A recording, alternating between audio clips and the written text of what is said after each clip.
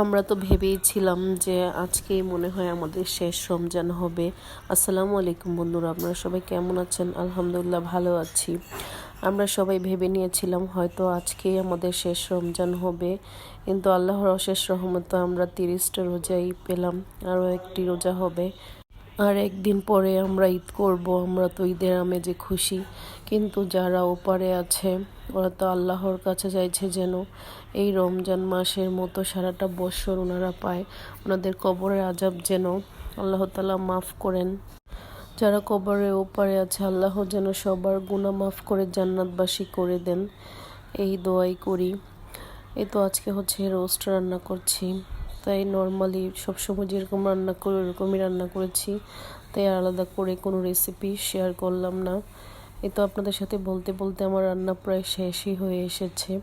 এখন হচ্ছে কাঁচামরিচ আর হচ্ছে বেরেস্তা আর ঘি একটু হচ্ছে চিনি দিয়ে তারপর নামিয়ে নেব। এখন তো বিদায় নিচ্ছি, আল্লাহ হাফেজ।